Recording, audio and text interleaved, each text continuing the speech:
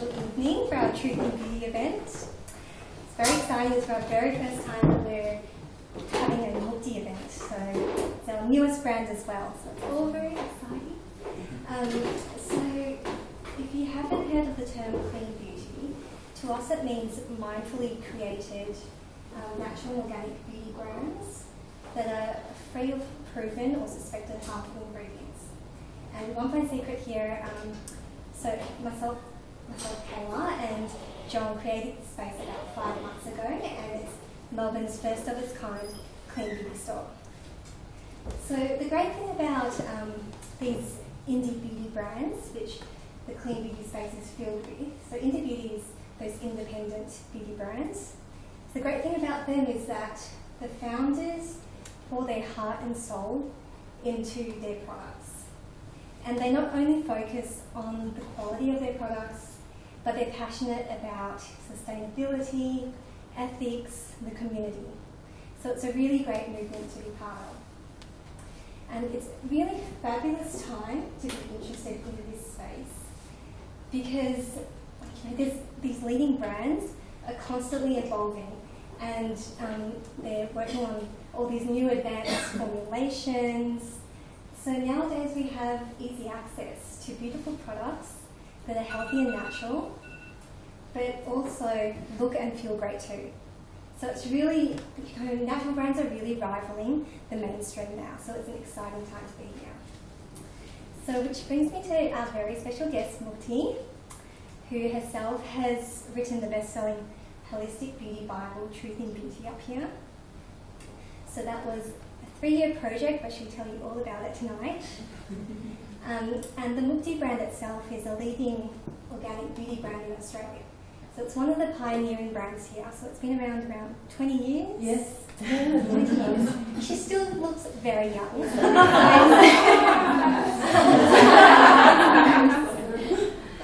Yes, and it's won numerous awards. So more recently, it's been awarded the 2019 Best Influencer Brand by the Australian Organic Awards, and in 2017 it was the Best Skincare Brand Australia by the Beauty Shortlist Awards. And there's many more that there's too many to list.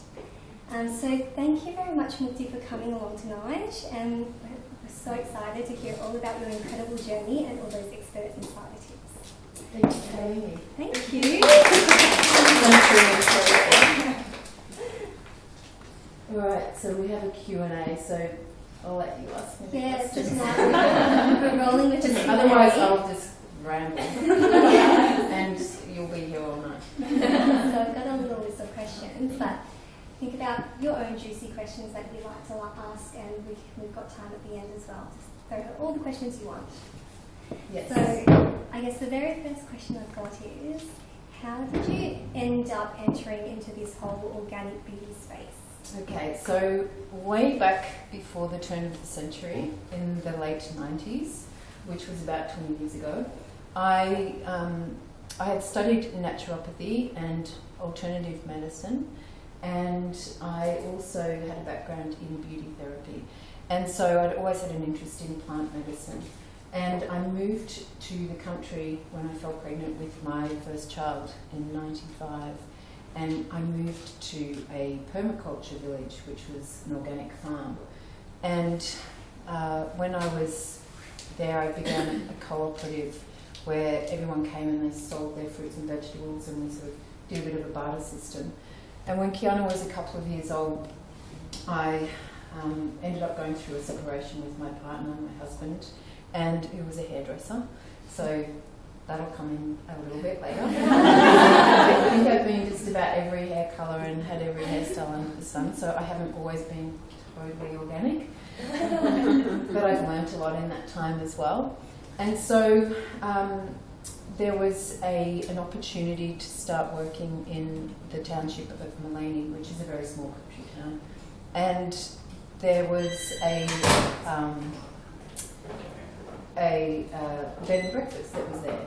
And on Mondays and Tuesdays, it was a quiet time of the week, and so what they offered to do was to have facials for teachers and for nurses who were pretty stressed out. So they'd come and have facials and massages, and during that time I used to use a collection of different products, and back then there was and I don't like saying this because it's very cliched now, but back then this was actually true, and I will say it as a founder, back then there was not a great deal to choose from.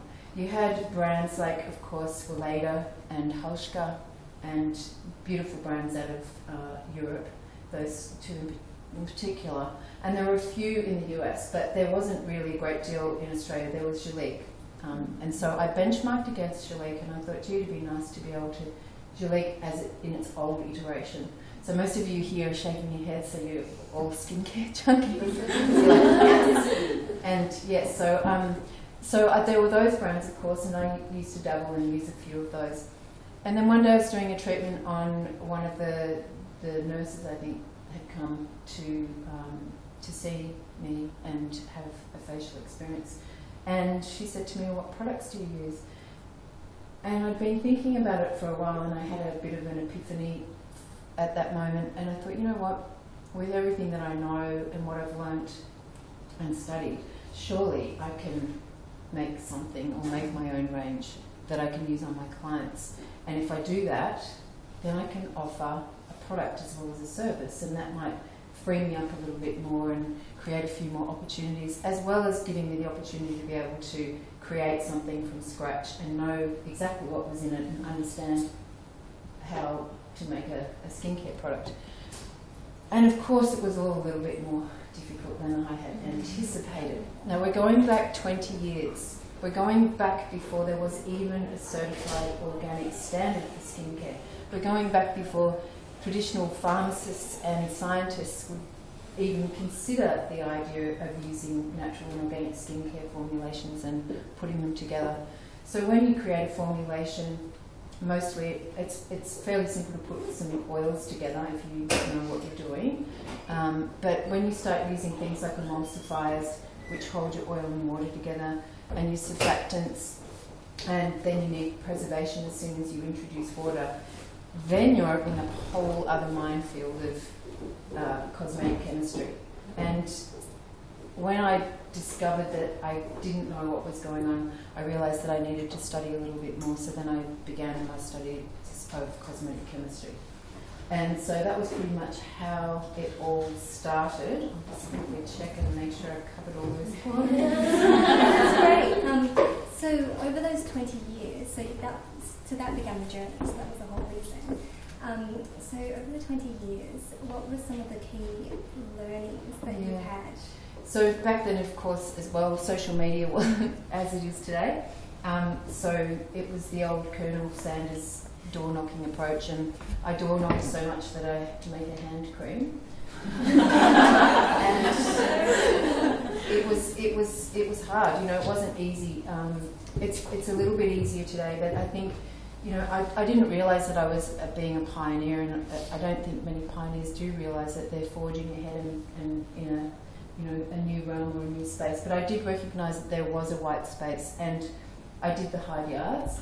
I started at the New Mundy Market, so if anyone's from Queensland and has been to Queensland, it used to be this fabulous place where you could go and buy all different it's sort of like an arts and crafts market, I guess. And so that was a good place for me to begin selling the product. And I'd also started the New Employment Incentive Scheme. So that was what I called my sushi money. So that paid for my rent.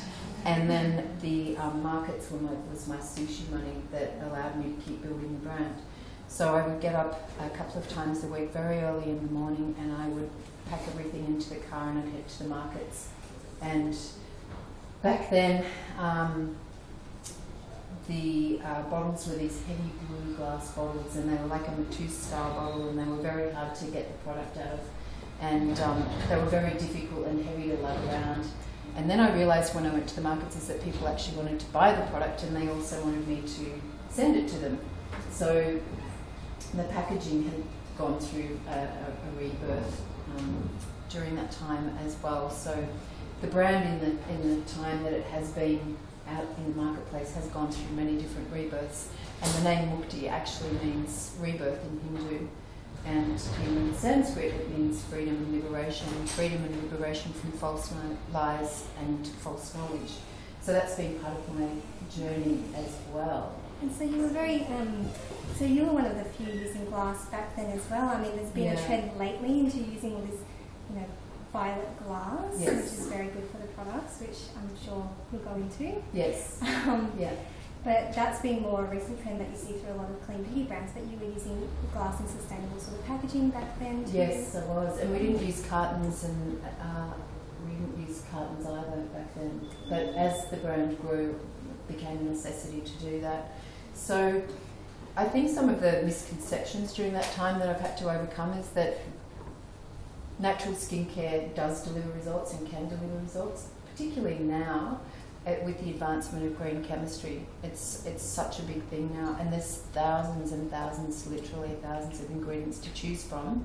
So it is actually much easier in some ways to formulate. And during that 20-year period, I've done a lot of research and development, and I think one of the things that sets me aside is that I've been able to go through all those learning curves to see what works and what doesn't work. And the IP for me is in the methodology of the formulation now, because I've been able to really nut out what works and what doesn't work and what works together. And I've always pushed my formulas to the utmost, and I'll put as many actives in there as possible before it falls over, but also so that they don't have an adverse effect on the skin as well. So bringing them all together synergistically so that they work and deliver results has always been my ultimate goal and aim, and not to just put something on the front of a product or make a claim as a label claim. It's got to be in there for a reason, it's got to have a purpose, it's got to have a function. So, which kind of leads me to the book, I guess, because that was the reason for that. I was just curious, how did your line first look back then compared to, because you've had many evolutions along the way compared to now? I mean, it's like, how many SKUs do you have now? There's around, I always lose count because I'm usually in R&D as well, but I think there's about 30, do you know, Laura, is it 32? 32? Yes. Okay, so 32 different product types now. Yeah. And back then, what did your range look like? So I started with a cleanser, toner, moisturiser. There's sort of 3 steps, and I also started with a lip balm which had honey and macadamia. It was really, really nice, but it wasn't vegan. So when we started to reformulate, I took the honey and the beeswax out. Mm-hmm. So the brand now has had 4 rebirths. The first one was blue glass. The second one, it's a bit embarrassing. It's like looking back at old photos of yourself. What were you wearing? So it is a little bit embarrassing sometimes when I look back. There was I don't know how many of you have been using my brand for this long. Is there anyone that's has followed me for a long time? Oh, welcome. Your purple bottles, yes. And then really? Oh, bless. The heavy big Matisse bottles. And then there was the white with the little blue butterfly and the dove, which was the freedom liberation. That's embarrassing. There used to be these little film clips, and there'd be a little bird the dove would fly over, and then the little butterfly would come along and say, oh. And then when my daughter started working for me, which was when she finished school, she found this company in Sydney called Smackbone Designs, and Instagram was just sort of starting, and she just said, "Mum, this is really embarrassing. This is so daggy. This is like got to stop." So she started working on the brand and started doing all the creative direction, and basically told me to get with it. And so I followed her direction, and so then we went into the mandalas, and we had the different colours in the mandalas, and that phased out really quickly, and we were kind of niched as a bit of a hippie brand, and it went very fast. It was like 2014, and then in 2018 we started a rebranding process, and that's what you see now. We were using the mirror glass since about 2014, but the mandalas that also it was a very quick process for that to be done and dusted, and I think there were a few people that started copying us. So the mirroring glass, the choice of the mirroring glass is because it is one of the most optimal receptacles. The reason being that it has iron oxide particles in it, and it prevents the UV light from penetrating. There's only certain spectrums of light. So it energizes and preserves the product. And the science behind it is that it resonates at the same hertz as the human nervous system. And they used to use this type of glass back in ancient Egypt for their balms and elixirs. That's how old this type of glass is.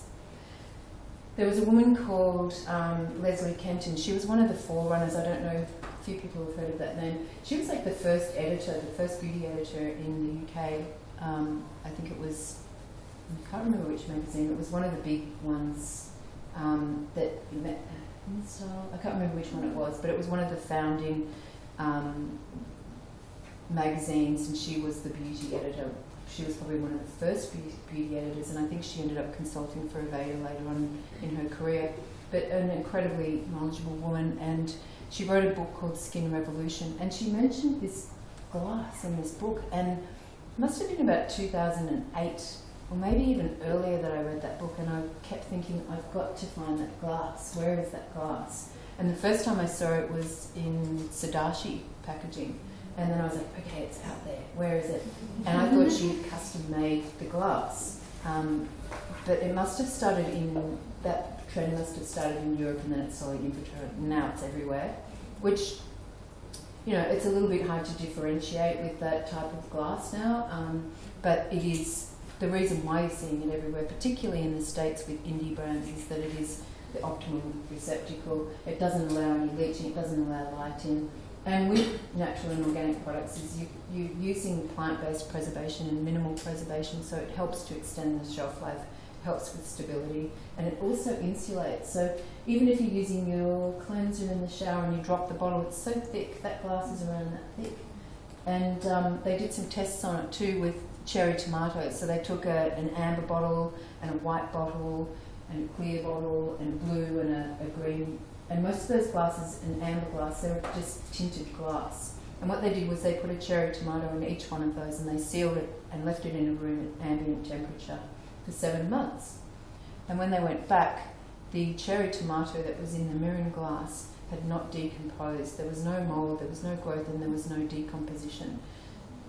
And that was one of the first scientific studies that they did with that glass. So, yeah. It's amazing. Wow. Hence the glass. Okay, so let's move on to like a little bit about the products themselves and your choices. Yes. So what are some of the non-negotiables when you choose your own products and your skincare ritual? Yeah, so for me, absolutely paramount and first step is cleansing.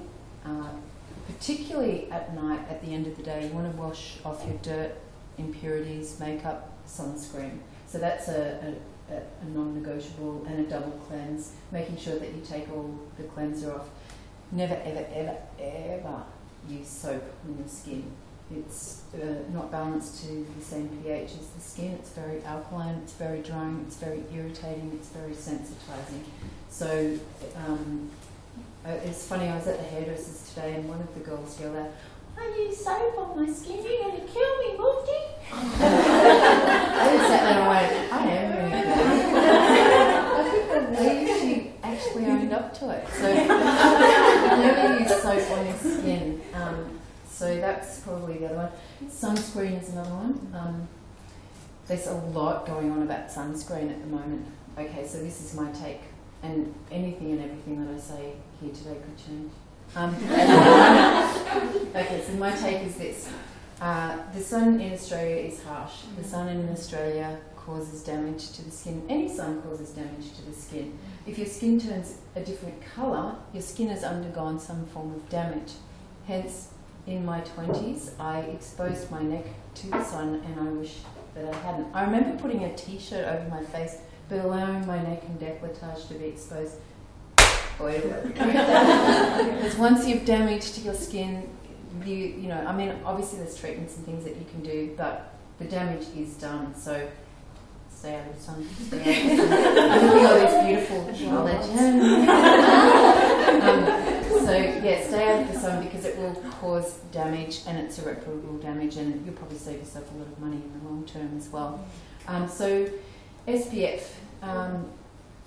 if you're going above 30 with an SPF, you're going to have chemicals in that sunscreen. So you've got to counteract and weigh up the potential problems that may be, or the other ingredients that are in that formulation that give you that SPF above 30. So my thought and feeling around that is that you can use zinc oxide, and if you're using a formulation with zinc oxide in it that is above 20%, you're going to get around 30% SPF, and that's going to give you enough protection, moderate protection, for day-to-day use. So if you go above that, then you do need to have a TGA claim as well. So TGA being Therapeutic Goods Administration, which is when you're making a cosmetic claim that a product is going to have some effect on the skin. At this stage, none of my products are TGA approved, partly because it's a very expensive process, partly because I'm rebellious, and if I don't have to, I won't. But you have to be very, very careful with the wording of what your products can do. Even when people review our products, we have to be careful with the wording. So, is anyone here from the TGA? Yeah, the TGA regulates all the medicines and things like that. Yes, so I go into a little bit more information in the book in relation to the TGA, and it is a necessary body in relation to cosmeceuticals and pharmaceuticals, so it does have its place. The SPF factor in the tinted moisturiser with sunscreen and the daily moisturiser with sunscreen is around 15% SPF, but it's got about 20% zinc oxide, so it's around 30. I have had it independently tested, but I haven't gone through the process of having it TGA. But you will get adequate protection on a daily basis and moderate protection on a daily basis with that sunscreen. And just if you're not aware about, there's two different categories of sunscreen. So there's the synthetic chemical sunscreens and then the natural physical blockers.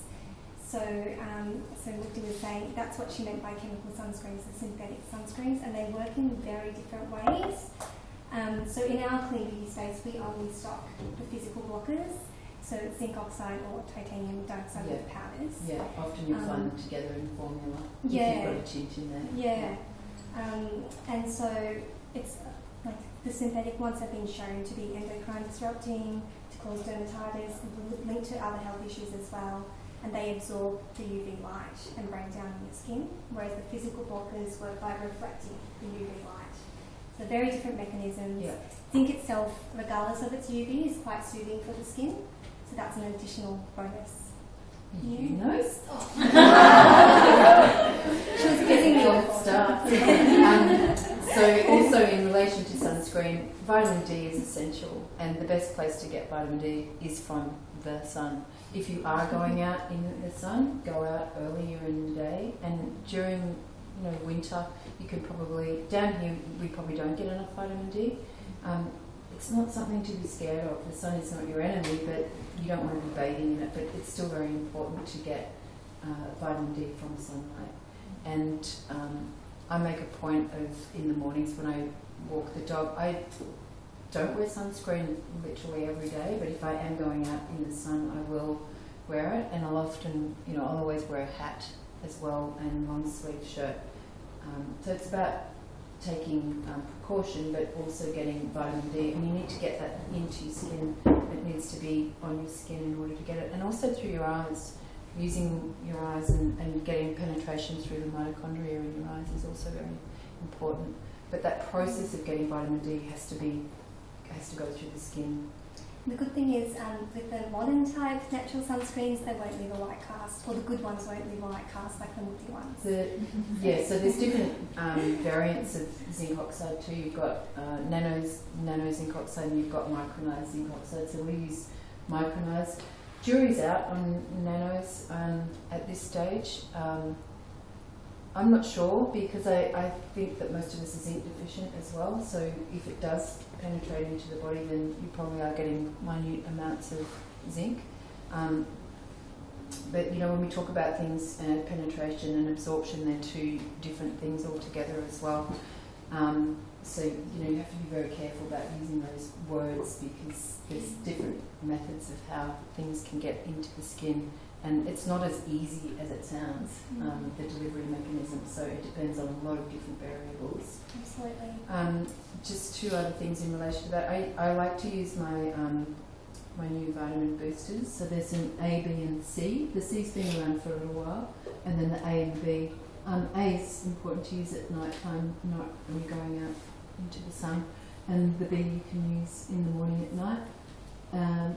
The B is niacinamide based, and then the vitamin C has got magnesium ascorbyl phosphate in it, which there's also some differences of opinion in relation to niacinamide and vitamin C and using them in conjunction with each other. And your traditional C's have got L-ascorbic in them, which is a very low pH, whereas the magnesium ascorbyl phosphate has a higher pH, which is a similar pH to niacinamide, so that you can use these two in conjunction together.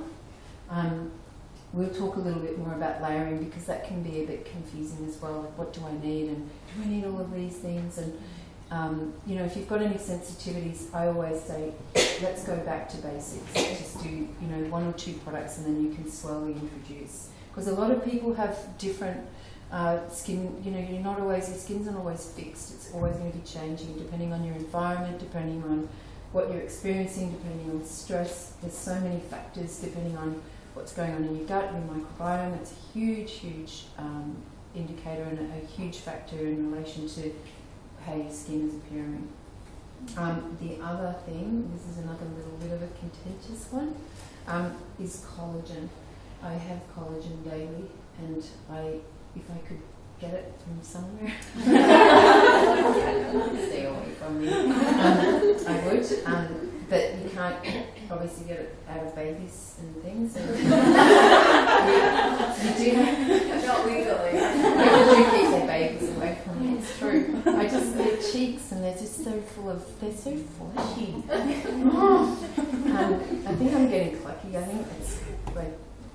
Anyway, collagen daily, and collagen needs to come, despite, I hate to say this, but it does need to come from an animal source. So bone broths, apologies to any vegans in the room, but this is also a subject matter that I need to discuss because to replenish collagen, it does need to come from an animal source. So I use fish collagen, and I've been using that for probably the last 18 months. And I have been working on a collagen product. The reason why is because I'm going through a stage in my life now where I'm having hormonal changes, and what's happened as a result of that is that my hair started to fall out, it became finer, my skin changed, I had dermal impairment, I had sensitivity, and I wanted to create something that was also going to support gut health as well, and also have a few key active ingredients in there that help with supporting the skin. So I've been working on that formula now for it's been on the drawing board probably since 2014, and it's about to come out in later this year, in about a month's time. Exciting. Yeah, it's Wonderful. very exciting. So there is, the thing is with collagen is that it does need to come from an animal source. You can use plant-based ingredients that support collagen and the building of collagen, but it will not replenish lost collagen in the skin, unfortunately. And the remainder of the range is vegan and cruelty-free. Yes. Yep. So we don't do any animal testing, and the collagen that we are using in this formula is from sustainable fisheries. And the fish, there's a huge amount of fish that's wasted, the byproduct of fishing industries as well. So it does help minimise or offset that. I know it's a bit of a difficult one to overcome, but I know that for me, I tested it out on myself, and I used other collagens that were from plant-based and, called collagen boosters, etc. But they really didn't do what I was hoping that they would do, which was replenish and replace the collagen. And I don't know about any of you, but I want to look as good as I can for as long as I can, and also have joint health and bone health. So, I have been a vegan, I have been a vegetarian, for many years, and I am no longer, because it doesn't support my health in the way I was getting very, very ill. So I think we always have to come back to, you know, not being too staunch about things, but minimising our impact, of course, in everything that we do, and being conscious and aware of what we do, and doing it with wisdom and with knowledge. And also, you know, we have to look at our own health and wellness, and where those boundaries are for everybody is completely individual, as is beauty. I'm not here to tell you do's and don'ts. I'm just here to help enlighten you in relation to what I know and to share my knowledge. Wonderful. So may I ask, has anyone here read the Truth in Beauty book, or has anyone heard of the Truth in Beauty book? Has anyone bought a copy? You can't leave tonight. And I'll sign it for free. Okay, wonderful. Yeah, it was released last year. Yes. Yes, and it's quite I took it on holidays so that I could read it intensely. So I read it over the summer, and I would say I've read quite a few different other books, but this one was different. It was very easy to read. It was complete. It was actually enjoyable. So it was, you know, all the different topics. There was a mix of more in-depth topics, lighter topics, so you could kind of pick and choose, and lots of research through there as well if you wanted those heavier research topics. But it's really that beautiful coffee table book where you can pick it up, put it down, sort of like just leave it there, and there's even lifestyle recipes. It goes into the whole holistic beauty. So can you tell us a bit about the journey of writing the book and what you learned from that? Yeah, so what happened for me and why I felt compelled to write this book is that I'm an avid researcher, and I'm a bit of a junkie. Like, I can't get enough. Some days aren't long enough to read everything I want to read and research everything I want to research. So I wanted to create a book. I put myself in the shoes of the consumer, and I thought, all these questions and all this information that I would like to find in one place, what would that look like and how would that look? And I'd been blogging since about 2010. So I had a bit of backstory, so to speak. I had lots of information already there. And I worked with a research assistant, and we filed it all into categories, and then it started to morph into this. I could see it was going to be this really big book. And what I thought was, look, some of this information is a bit hard-hitting and it's a bit heavy. How can I make this more accessible and more digestible? So I thought, I'll make it into a coffee table book, and we'll put beautiful images in there. But the basis of the book was actually about what started as the A to Z blacklist. And the A to Z blacklist were ingredients that are used across the board in mainstream beauty products that have been red flagged. In some countries they've been banned. And so I started with that blacklist, and then all the claims that were in relation to those ingredients. I then found a research assistant who went in and found independent peer-reviewed studies that backed that research, as opposed to funded studies with vested interests from big corporations like, you know, Unilever, Procter & Gamble, Johnson & Johnson, Estee Lauder. You know, most of you who are in the beauty sector or have an understanding of beauty know that those big conglomerates own the beauty sector, and you know they have some greenwashing brands over here, and so those sorts of studies I looked for independent peer review studies as opposed to making broad sweeping nebulous claims. And things like saying 60% of what you put on your skin gets absorbed within 26 seconds, I would like to irrefutably say right here, right now, that is absolute bullshit.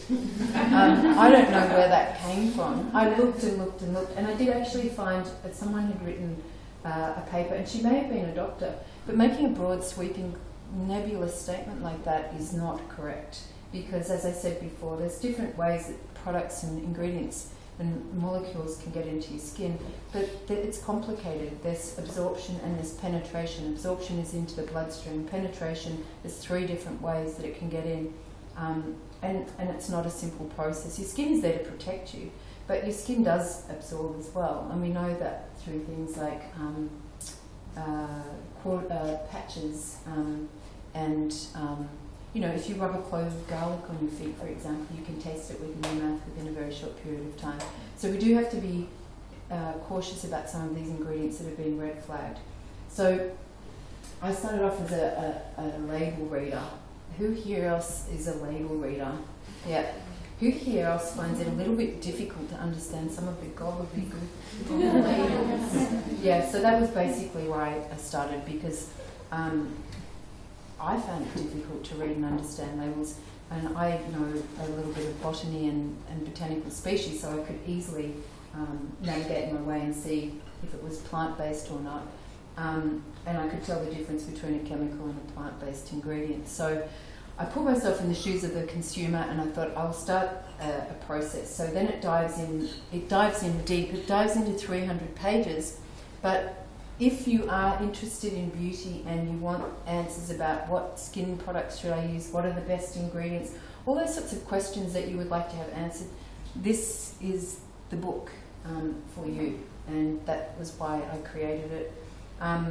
I think it's great it's from an Australian perspective as well, because I haven't come across such a book from an Australian perspective. Yeah, I think there were a few around 2009. There were a few that came out from the States. There was Dr. Samuel Epstein, and then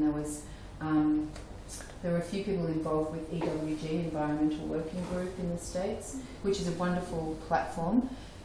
Again, with EWG though, you've got to be careful of some of the ingredients and the ratings that they give on some of those ingredients. So, for example, EWG doesn't recognise native Australian extracts. So if I plug my formulations into EWG, it might give them a really poor rating on the basis that it contains a lot of native Australian extracts that database does not recognise. So again, you've got to dive a little bit deeper. And Mukti means, question everything except nothing at face value. So I go forth and question everything, even question what I'm telling you. But I did research that book very thoroughly, and I did have someone on the team for 3 years, like really going deep, and we kept diving deep, and it took a lot longer than I had expected it to take to write it.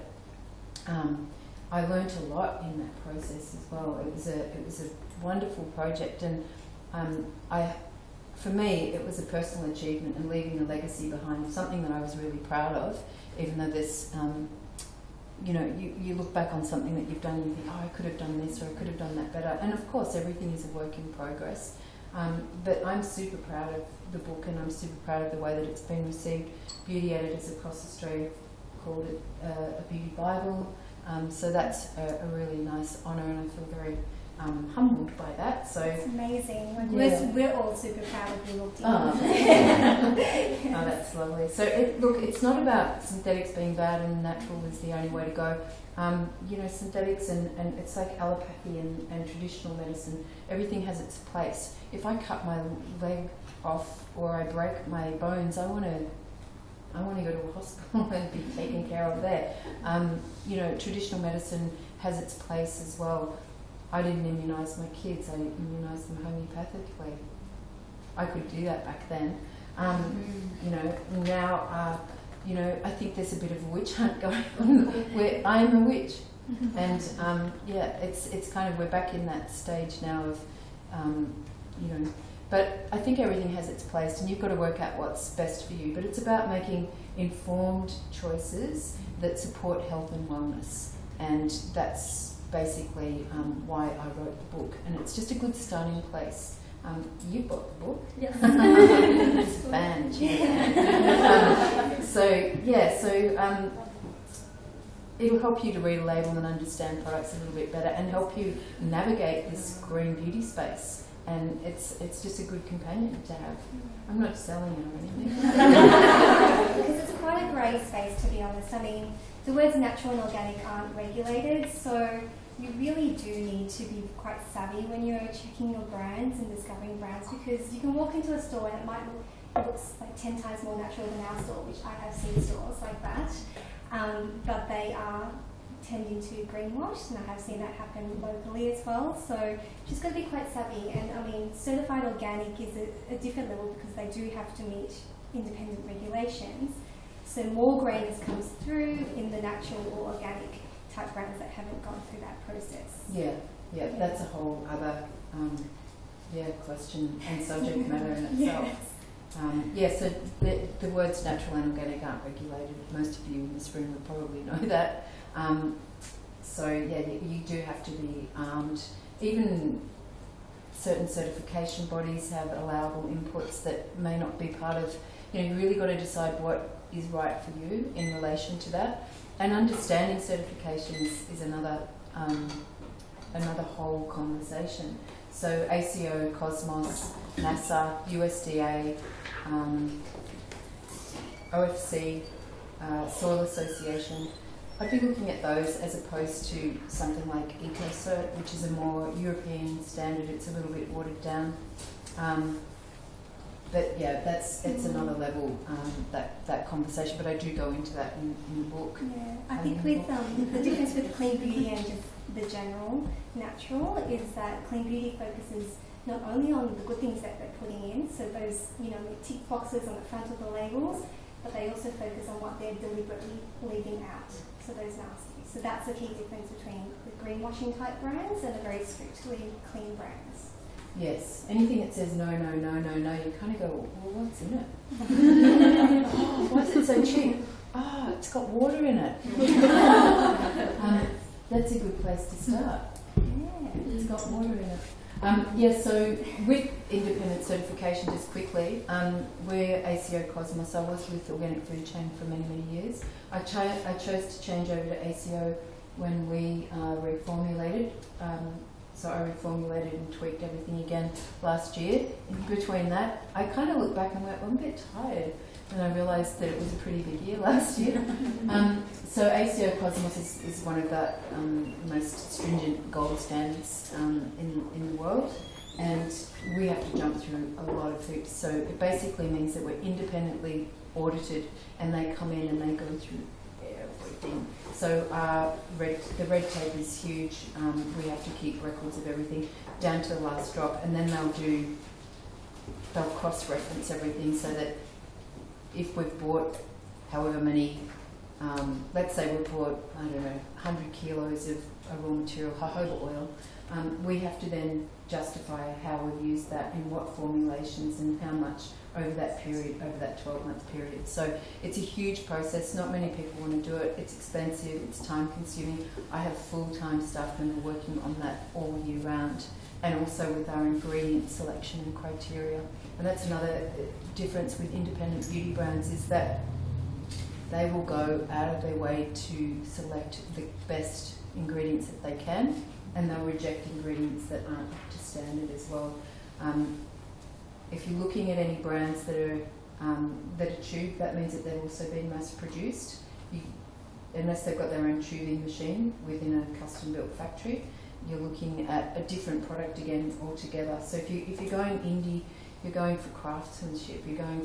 It's like going to Michael Hill jeweler as opposed to going to a traditional jeweler who is going to handcraft you a beautiful bracelet that no one else will have. It's a little bit like that journey, and I have huge respect for some of these other people that are brands that are sitting in this room. And there's a few in here that just excite me to no end, because I'm like, oh, you're a witch. Yeah, so your products are still handmade or small batch made up in Queensland. Yes, that's correct. And the beautiful sunshine coast. Yes, so I get to go up there and get to have a little bit of time up there now, which is good. Gorgeous. So can you tell us about your own personal wellness journey? Were you always interested in the organic sort of space and health? I think over the years you've probably, like a lot of us, gone on your own transitioning sort of journey. Yeah. And that awareness and the awakening of what's really out there. Yeah.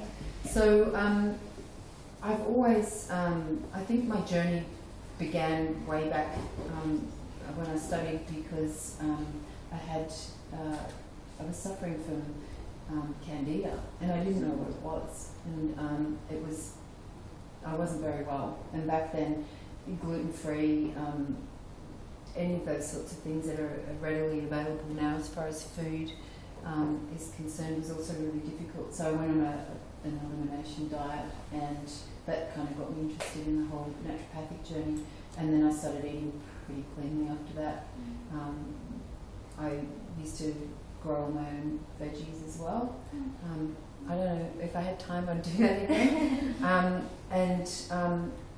So where we lived in from 95 to 2000 was an organic farm and organic community. So that was a very organic lifestyle.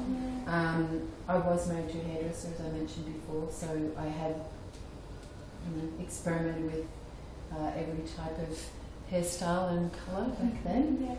I go to Organica now, so they use products that aren't full of chemicals. So if anyone's interested in transitioning to more natural and organic, they're not paying me for this plug. They're a really great hairdressing salon. This is the results that you see now. And nails. They've got two salons in Melbourne. They've got two salons. They've got one in Elwood and they've got one in Carlton. Plug for Organica. I might get a free hairstyle.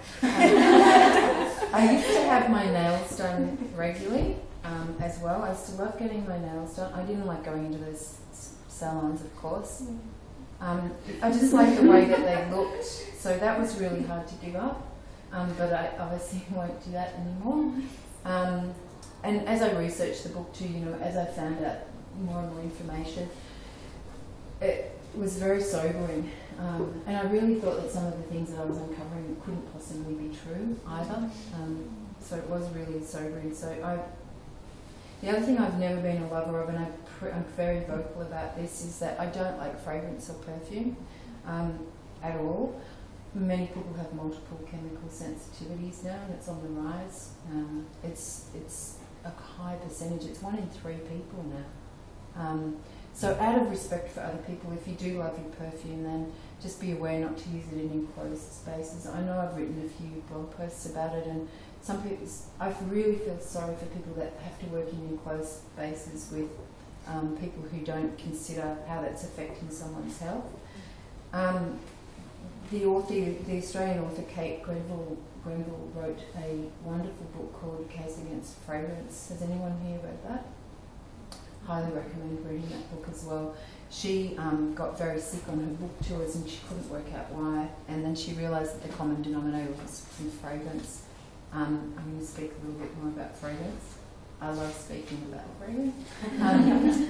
I know people are really attached to their fragrance. I know it evokes memories. I know it has an emotional appeal and an attachment. But there's some very, very, very dangerous constituents in perfumes and in fragrances, and they are synthetic mostly.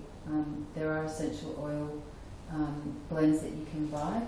But again, with essential oils, we have to be careful of how we use them because they're very potent. And they need to be used with respect as well. They're plant medicine, and they can be also cause adverse effects as well. There's constituents in essential oils that can have create the same adverse effect as fragrances. Again, I'm not telling you do or don't. I'm just here to raise awareness. And as you probably know, there's no ingredient list on fragrances either, and on perfumes. So there's many, there's hundreds, if not usually hundreds of different constituents in a fragrance blend, and they all interacting in different ways. There's also phthalates in fragrances that adhere to the skin. That's why the fragrances hold for so long. And there's musk xylenes in there. Musk xylenes bioaccumulate. They're xenoestrogens. Xeno meaning foreign to the human body. They bioaccumulate and they sit in our fat cells as well, so we can't break them down. And they also have an adverse effect on the environment. So whatever we're using on our skin, if it's going down the drain, it's going into our waterways as well. So we've got to look at this whole big picture. Is this biodegradable? What are the effects of using this product on a long-term sustainable level as well? So the synthetic perfumes, I guess, are a major concern. What you'll find with natural perfumes is they'll tend to disclose every ingredient in there, whereas the synthetic ones will tend to just have it in the one term on the label and you don't know exactly what's in there. Yeah, and then sometimes too with natural and organic brands, they'll put the constituents of the essential oils in there as opposed to the essential oils for protection of IP. I prefer to do both. because there are certain allergens in those constituents of essential oils as well. So again, use your oils wisely. As soon as you get any sort of, if you suffer from any form of nausea or your headache or you're feeling slightly unwell, it could be a fragrance sensitization, and it's a good place to start. You're also putting it on your lymph nodes right here, and the molecular structure of perfume is very fine and very small, so yes, it can absorb into your bloodstream. Okay, and if there were 3 types of products... That was serious, wasn't it? There is a good documentary called Stink, actually. Oh yes, yes. It is. It's shocking. So yes. That's one to watch if you're interested. I think it's probably on Netflix or YouTube or something. Is it still on there, or have they pulled it down? Okay, Yeah. so... It was about a guy, just very briefly, it was about a guy who bought some pyjamas for one of his children. Oh, yes. And the child, his wife had died, and the child, and he was like, these stink. Like, what is in these pyjamas? And they were full of dyes and plastics and carcinogens. They were literally like putting the child in a carcinogenic covering and then putting them to sleep. So yeah, he did all this research. It was fascinating. Definitely watch that. Yeah. There's a lot of good things on Netflix. Yeah, there is. There's a lot of crap as well.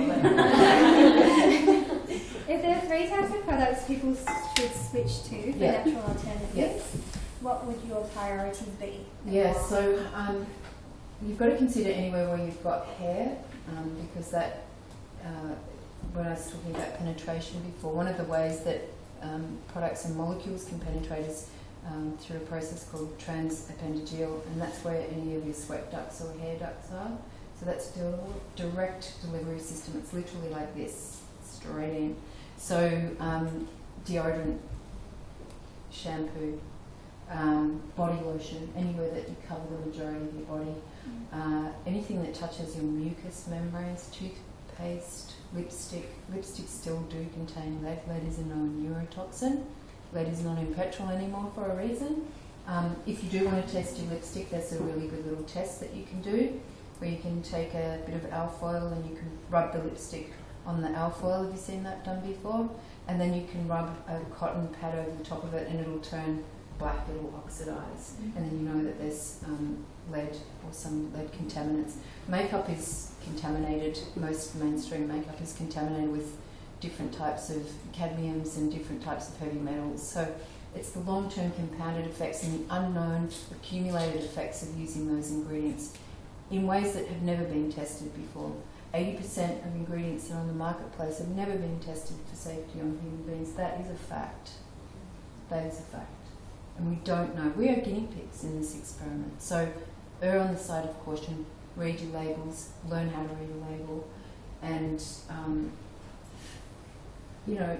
the other thing is, unfortunately, every one of us, and if we haven't been affected by it already, is going to be affected by cancer.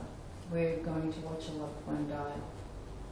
Maybe there's people in this room who have also been affected by it personally.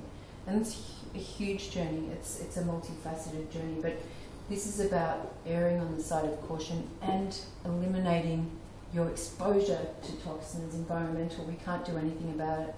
They're everywhere. They're ubiquitous. But what we can do is take control of our own environment and our own health and well-being. So if we move on to more of a deep dive, Let's get on to the products. Yay! Sorry about that. Take a deep breath. Yeah, so what are the most common questions you get about skin? And I guess then we'll move on to like what are your favourite products? Yes. Oh goodness. Okay. So look, the product layering is always a little bit confusing for most people, and choosing what product is best for your skin. I've tried not to make it too complicated. Different skin types have different requirements, and your skin also, as I mentioned before, goes through different changes at different times of your life, and depending on your hormones and a whole bunch of things. So we've got to take all those things into consideration. As I said before, cleansing is the step one, so everyone should have a cleanser. There's only 2, or there's another one coming out soon, which is a calming product which has no essential oils in it, because I'm still finding now that people with multiple chemical sensitivities or have had chemotherapy, for example, they can't tolerate any essential oils. So I'm having 2 base products that are coming out. It's called the calming range, and there's absolutely no essential oils in there. There's nothing that's going to cause any irritation. So with these ones, you've got your balancing cleansing gel. Balancing is the key word there. It's going to help balance, and it's more for normal combination to oily. And then your hydrating cleansing lotion is more of hydrating lotion. It's exactly what it says it is, and it's more of a cream base. But they will remove, they're pH balanced. They're naturally pH balanced. They will remove dirt, makeup, impurities, and cleanse your face. If you don't want to use a cleanser in the morning, you may not have to. Depends on how much activity you've had overnight. I tend to, because I've got dermal impairment and I don't really like the water in Melbourne, my skin has never been so bad since I moved here. So I use my rose mist to cleanse my face with. I'm going to get them to ship it down in about a big litre then, because I just can't wash my face in the Melbourne water. Okay. So a filter is a good idea in your shower as well. It is really harsh. I think there's a lot of definitely a lot of chlorine in there. It hasn't rained, so I don't know what they're putting in there. There's no water restrictions. This is weird. Someone tell me what's going on. So product layering is another thing. Like, what do I use? Where do I start? You know, I come back to these 2 little products that I made a long time ago. If you don't know where to start and you're not sure and you want to start on the natural organic journey, the antioxidant facial serum and the antioxidant facial oil are pretty much suitable for every skin type and condition. They're very calming and soothing.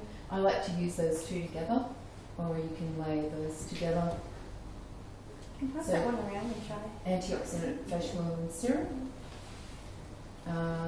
So with what serums to use, where, when, how, this is a little bit of a tricky one. So, as I mentioned before, there's the A, B and C. Every skin, as you get older, it's all sort of a downhill story. But the A, B and C, these will help to replenish those vital ingredients in your skin. So I say that A is for acne and aging. This contains, hello. It contains a very mild form of retinate called hydroxypinocoline retinate. So it sounds like a cocktail. And it also has lycopene in it, and rosehip and baruti oil. So that's all really good for natural plant-based forms of A. And it's in an encapsulated delivery system. So that goes straight into the skin. A is only for use at night, and also not for use if you're pregnant as well. It's contraindicated. So this is the age defiance. This is the age defiance range. This is the white range. This is the shizzle dizzle, everything that you could possibly want. I made this for myself. It is gold star. I'm 70. And it's the newest part of your range as well. Well, the AD range, I call it age defiance. I really don't like that term, anti-aging. I think we kind of need to be pro-aging and embrace the fact that it's a privilege to be old or get older. I keep telling myself. So yeah, these ones have been around for a while, hence the preservation. They don't even contain formaldehyde. That was a joke. Formaldehyde is what they use to preserve corpses in but there are some key ingredients that do off-gas formaldehyde as well, which you need to be aware of, that are in some products. That's sort of more on the formulating level. So your Vital B contains niacinamide as well as hyaluronic. That's good for all skin types. It's good for hydrating. Hyaluronic carries 1,000 times more water, so it's very good for deep moisturisation of the skin. That can be used in conjunction with the A and the B. and then your B and your C you can use together because of the pH of the magnesium ascorbate phosphate, which is a very stable form of vitamin C, and that's also got Kakadu plum in it as well. I use a lot of native Australian extracts. I'm pretty sure that I can safely say that I was probably one of the first Australian brands to be using them. They're cellular extracted, and I get them from a supplier who who's one of the first people in the game to develop native Australian extracts.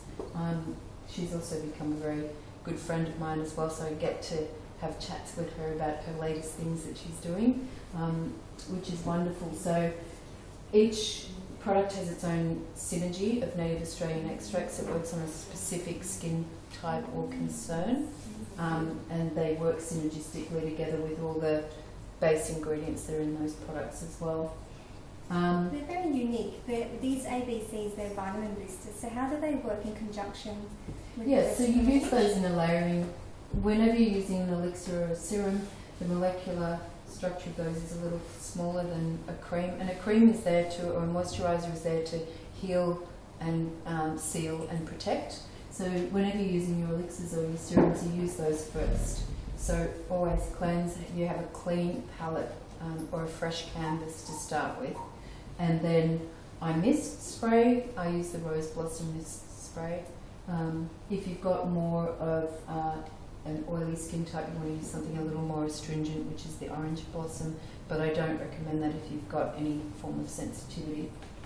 And then the mist toners or mist sprays, I don't like to call them toners as such, because toners are sort of, you think about alcohol and really harsh things that are going to affect your dermal layer.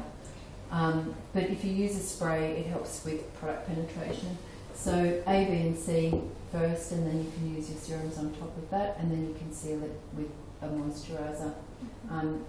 One thing that we do have now is skin consultants, and you can ring them, and you can also do a skincare quiz online, or you can have a obligation-free consultation. So I'm happy to offer that to anyone that's in the room here if you aren't sure about what you should use or how you should use it.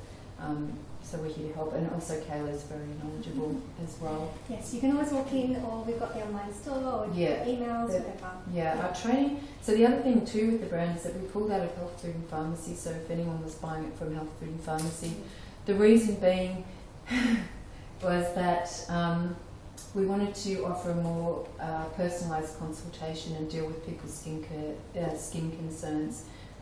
We also wanted to start. We've also started to use professional products. So there's other.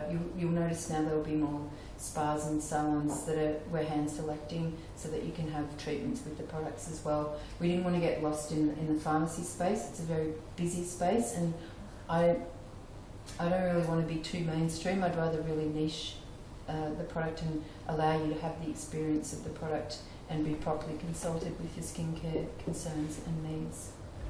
Yeah. Beautiful. Might pass around the moisturiser so you can try them too. So that's the hydrating and balancing moisturiser. Yeah.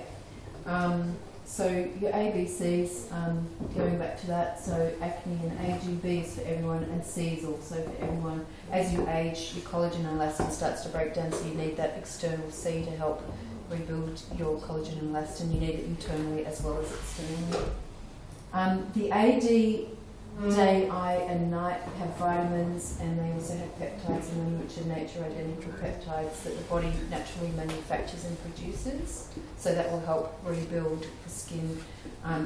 Any of these actives in this product have been used at the amounts that they were tested at by the manufacturers, so any claims in relation to those products, they will have that beneficial effect on the skin. I've used them above the tested, where they were tested and in the studies, so we get really good results with those. There's a lot of testimonials online as well in relation to those three products. The day serum helps with plumping, toning the skin, and helps with hydration. It's sort of like your topical Botox. Your night serum is an exfoliator and it also contains A as well, and it contains a whitening, brightening active in there as well. And then your eye serum is for any puffiness, dark circles, eye bags, and fine lines. This is the area where you will first start to see those indelible lines show up, and the day that it happens, you will probably remember. I do remember. Yeah. So can you share what are the best-selling products in the whole range? Yes, I can. At the moment, this the AD range is going off the charts. Everyone's loving that. Yes. Key hero products: antioxidant facial oil and serum. Marigold cream is very, very popular for anyone who has dry skin, red skin. I'm not really allowed to say this, but if you've got things like eczema, psoriasis, we've had really good results with that. Right, beautiful yellow. If you're looking for the ingredients, they're on the cartons, they're not on the actual product. But we do disclose everything. I know you're looking on there. We do disclose everything online, so I'm always a little bit... I like to know what's in the product, so I'm always a little bit sceptical if a brand doesn't put their ingredients on their website. I'm like, what? Why are you hiding here? I'm not going to buy your product because I don't know what's in it. So yeah, all the ingredients are on the cartons. This one's a beautiful green as well. Oh yeah. So the other ones, this is a antioxidant mask, and that's a very popular product that can be used for pretty much all skin types. And the other that has are you looking at me to explain what's in it? What makes it green? It's got matcha. It's got matcha in it, which is a really good antioxidant. It's also got alfalfa in there as well. Some grass extracts in there. Yes, yeah. This is like just a really nice mask that you can put on. The clays have got minerals in them, so it helps to remineralise and rebalance the skin as well. It's very soothing and calming. Masks are a fun thing to use once a week, once or twice a week, just to give your skin a really deep cleanse and a deeper hydration. It's also got little jojoba beads in it, so when you put it on the skin, they slowly, after I put them in there so that it keeps the product moist. With clays, I don't think, my school of thought is that you shouldn't allow a clay to dry on the skin, you should keep it moist. It will send blood to the surface of the skin and stimulate it, so you want to keep it moist. So I put jojoba beads in there, and they slowly melt into the mask as it starts to dry, and then you can massage that into your skin. Other really popular product is which everyone loves, is the 2-in-1 exfoliant. So this has got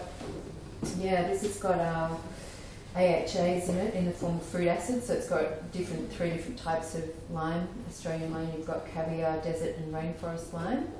And then it's also got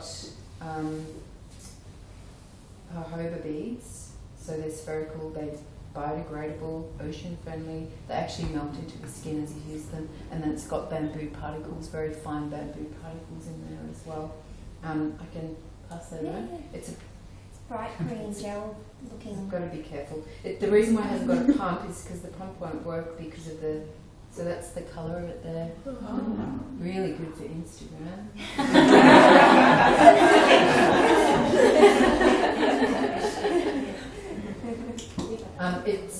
I love this product. It smells amazing. It feels amazing. It totally resurfaces your skin without damaging it.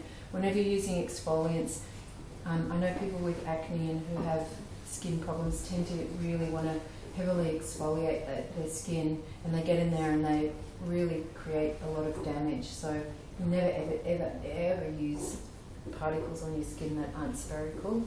Only if you're going to do that, use it on your body, but never on your face.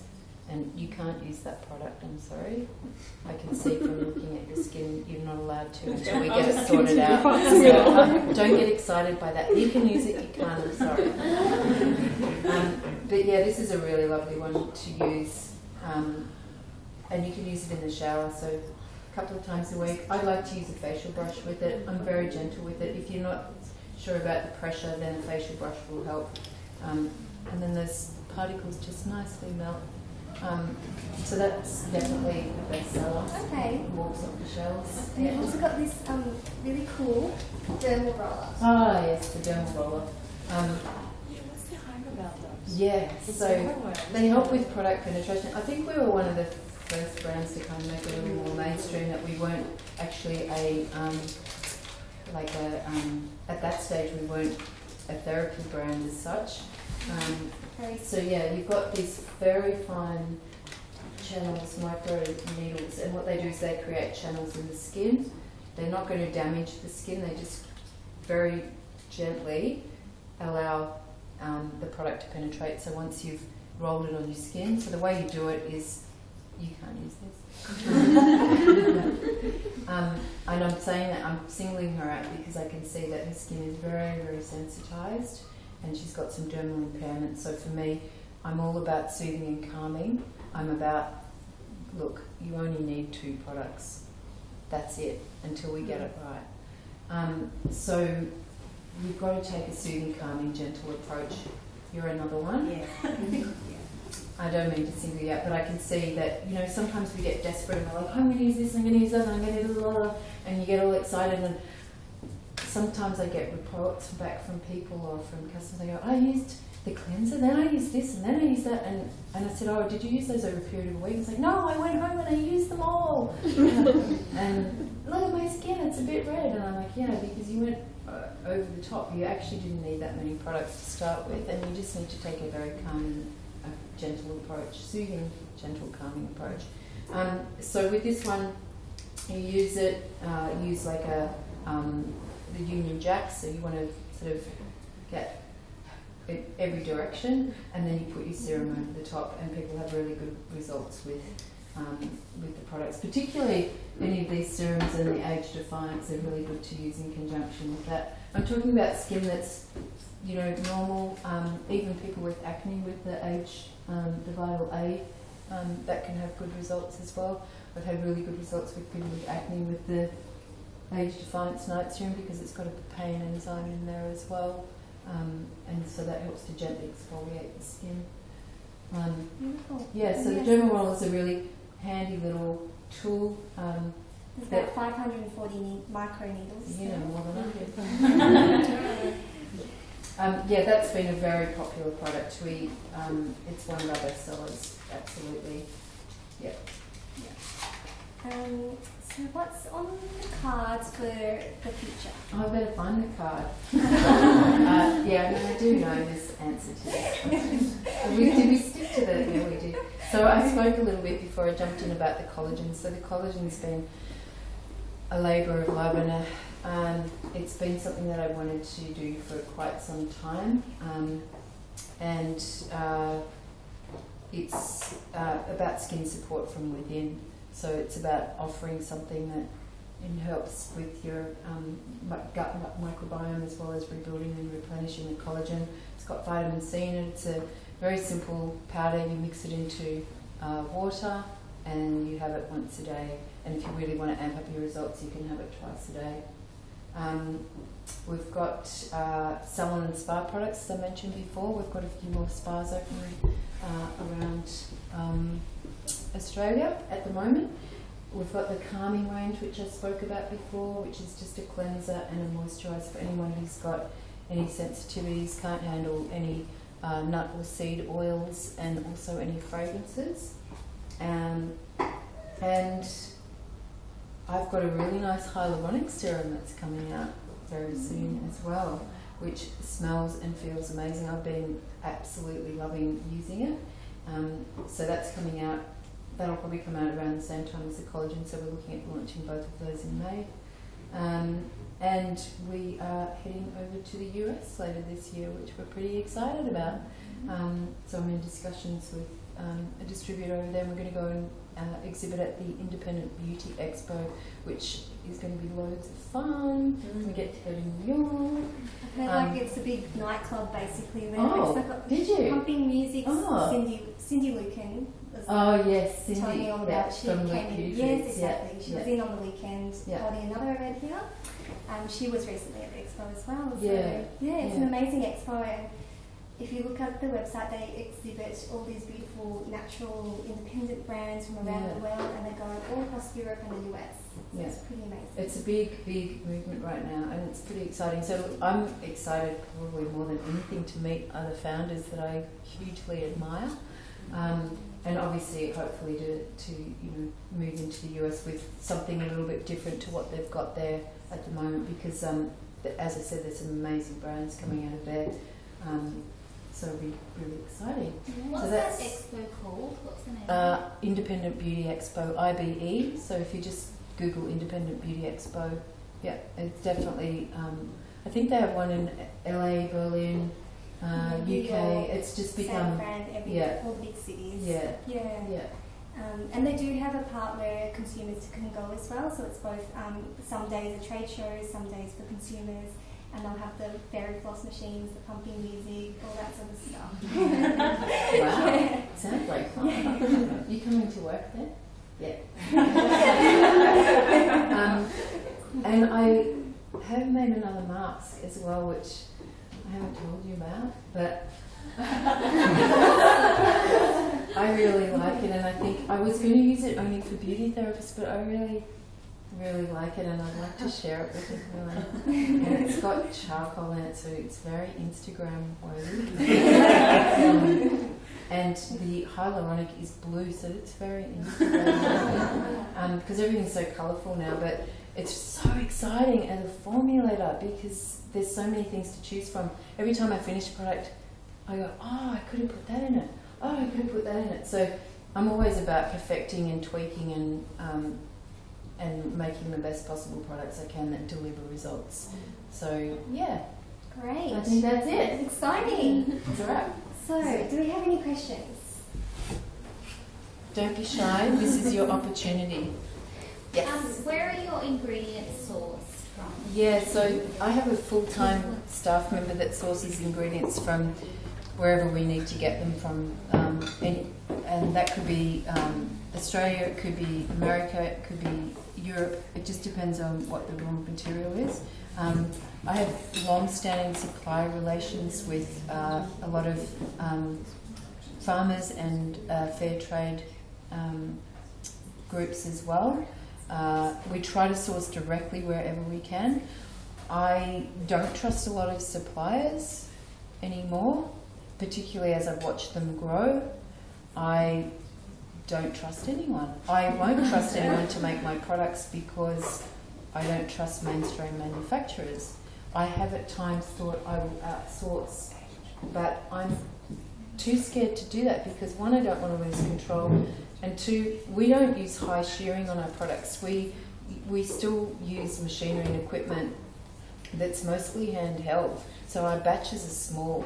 And the thing is, once you start to upscale, you do, and I don't know, I might be faced with this, and as I said, anything and everything could change, but I still like to maintain control and QC, quality control over every single raw material, and I'll reject stuff that comes in that doesn't meet that criteria. If an oil comes in and it's oxidized and rancid, just like when you buy nuts and seeds from the supermarket, if they're oxidized and rancid, they've got no nutritional value at all.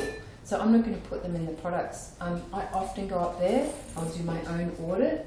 If something doesn't smell right, it's in the bin. It might be a 20 kilo batch of oil, and I'll get the staff to take it home and rub their animals or something. You can't. Well, like here's some jojoba oil. But yeah, if anything's oxidized or it's rancid, it's not going in the products. And we also have a short shelf life. We've only got a year on most of them, so everything's sort of as fresh and potent as possible. So in answer to your question, we source it from all over, from locally as much as possible, and where that's not possible, we have to get it in from overseas because some ingredients aren't grown in Australia. Yeah. Ideally, I would love to have my own, facilities to be able to grow and do a lot of that processing, but that's something that I've got, in the future, in a plan for that. You need a lot of money and a lot of deep pockets and investors to do that, and I don't really want to do that either. So it's a very interesting place to be sitting in because I'm a control freak. I guess. Yeah, it scares me, that thing. It's like, you know, you've got to make those decisions at some point. But I still want to be very, I'm attached to the brand. I guess that's why I call it after myself. And it's one of those business learnings too. If you're in it just for the fast buck and to make some money, and you want to make a coffee scrub, then, you know, you can do that. But it depends on what your motivation and intention is. You know, I'm happy to talk to anyone if they want some assistance, if you're thinking about starting a business as well. It is a very busy space. You need a very, very clear, distinct message and a very clear point of difference. What does set you apart is your own story, which, you know, I hope you enjoyed my story. It's something that is your point of difference, because everyone's got a story. Everyone's got something to offer. Everyone's got something unique to offer. Being an entrepreneur these days is a much easier, it's an easier path to take. And if you're passionate about something and you can see a white space and you want to do something that does good in the world, then go forth and do it, because this is a really exciting time to do that, to create change, to create goodness in the world. You know, we all need more love, we all need more compassion. And if you can do that through a brand and through that message of delivering that to other people that make people happy, then that's a life worth living. Yeah. Beautiful. We do have a couple of lovely ladies starting up their businesses in this room too. So we've got Tanya here who starting up her little deodorant range, which is launching soon, and Adeline, who is. Hi Adeline. Yes, we've emailed. Yeah. So Adeline has a little jade rollers, which is beautiful too. It's called So Beauty. So it's really great to see a lot of, you know, up and coming natural beauty space passionate entrepreneurs. Yeah. So, and I've offered to talk with you and to help you in your journey, and I'm happy to do the same and to help you wherever I can. So, just as a give back. So yeah. So I'm happy to have a chat with you later on. We've already been in touch. Are there any other questions? Because this is a good time to ask. Don't be shy. A couple of questions. Yeah. So first question. Oh, sorry. So first question. Where do you also source your packaging? And then the second question is about the oils on skin. Because a number of times I've been through, you know, beauty salon and said, "I'm going to use oils on your skin." Yeah. So I've heard some conflicting messages. Yeah. It depends on what oils, and it depends on what they're combined with and the delivery of the oils. So it really depends on the formula. Right. Oils aren't. I don't believe that any essential fatty acids are bad for the skin. It's just the combination that they're used in, and how you use them and how you apply them. You don't need to lather your face with oils. I've seen oily skin be treated with oils and balanced it right back out. It just depends on the combination of the oils and the oils that you're using. Yeah. So there's not like a rule, like yes or no? No. It depends. No. I think every skin type can do with oils. It's just what the oils are and how you use them. There's certain oils that are definitely more comedogenic. So you've got a scale of oils, and there's a comedogenic scale that relates to that particular oil. Yeah, so that's just, I mean, you can actually Google that now. I'm pretty sure you can find that comedogenic scale. Things like a jojoba, it's not actually an oil, it's a waxy ester. It's very similar in composition to the sebum of the skin. Any oils that are similar in composition to the sebum of the skin are going to help balance and realign. Grapeseed is another one. Macadamia nut is another one, but some people have anaphylaxis, so you don't want to be using nuts. Yeah, so you can look that up. I've blended about 14 or 15 oils in that antioxidant facial oil that have got a good balance of omega-3, 6, 9. I love oils like tamanu, sea buckthorn. Rosehip was a big oil in the 90s. It's still one of the oils that most of the studies have been done on. There's a lot of conversation going on at the moment about coconut oil being comedogenic. It depends again on what sort of coconut oil it is. Is it being cold pressed? Is it being processed? Again, it all comes back to the type of oil that it is. I use CO2 extracts. which are very potent forms of the very potent part of the oil and the way that it's extracted. Okay, another question from Eponine. Do you think it's appropriate to use the age defiance range as like a preventative measure? Or what's your opinion? Yeah, you can. I wouldn't say that it's necessary, but you can. I think if you're around 25 to 28 is when your collagen and elastin starts to slow down. The formation of your collagen starts to slow down, so that's when you start. Sorry. I feel it. That's when you start to see those first little smile lines appear. So that's when you might want to start perhaps looking at fortifying some of your skincare routine. I'd probably look at you, the age that you are now. You look like your early 20s. 22. Yeah. So I'm not very good with ages. So I'd probably just look towards maybe the B serum. You're a little bit sensitive as well, so you've got to be very careful. They're really active. I don't think that you need them at this stage. So stick with your B and stick with your basics. So a cleanser and a moisturiser and maybe the rose blossom toner. Yeah. Yeah. Okay. Yeah. I'm happy to consult with you afterwards as well if you want to have a quick. Yeah. Yeah. Any other questions? Go for it. I just wanted to ask, obviously there's a lot of information Yes. and it's very confusing. Yes. So when you come to hyaluronic acid, that's the greatest thing you've got to go for. And then you hear rosehip oil, that's the thing you've got to go for. And then you've got to do this and then you've got to do that. Yeah. And then it's the latest buzzword for Yeah. the year. Yeah. And then you have all these different ones and you go, okay, which one do you use? You know, and how do you combine? And what is the difference between hyaluronic acid and Yeah. then you say rosehip oil? And why are they both doing the same thing supposedly? Yeah. But they're so different. Yeah, okay. So that's why I wrote the book. That was one of the reasons why I wrote it. I'm not actually plugging it. I wrote it for that reason. To answer. To answer.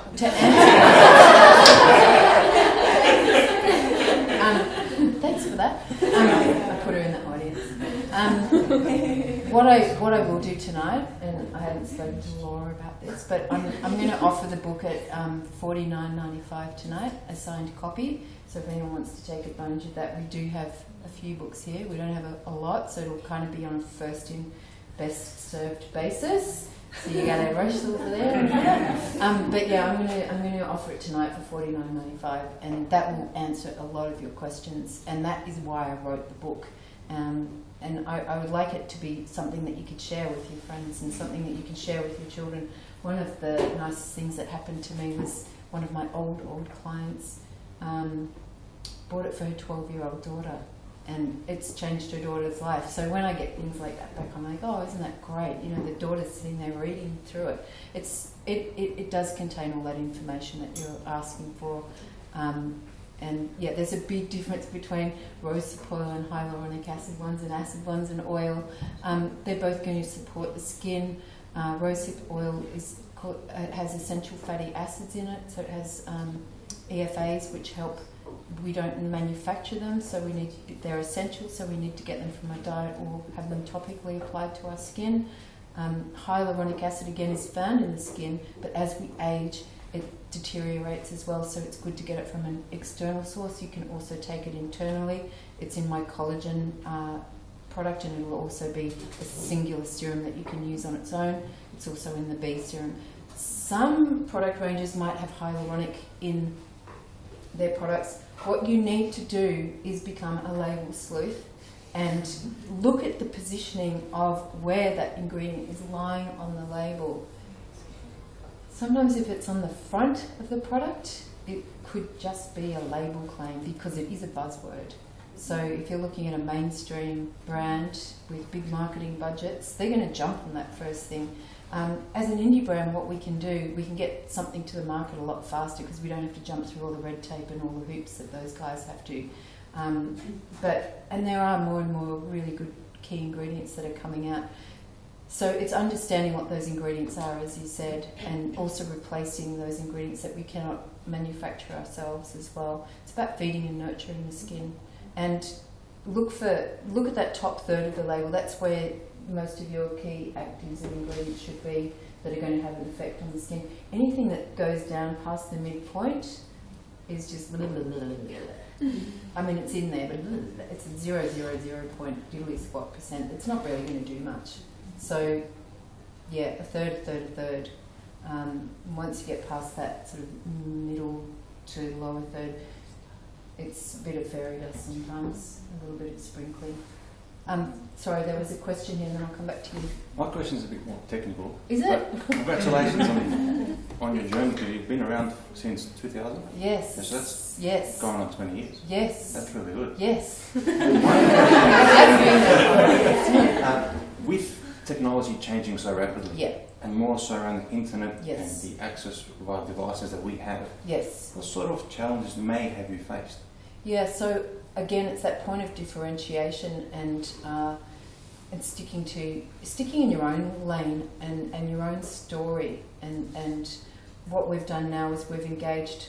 It's easier now in some ways, and it's harder because it's so saturated. Instagram has been an incredible tool for getting indie brands out there and businesses. And again, as I distinguished before, you know, if you're in it to make a quick buck and you want to create something and you want to hit a certain target market, which is let's say your 20 to 25 year olds, you've got an avid audience there that will buy a product based at $9.95. It depends on price point.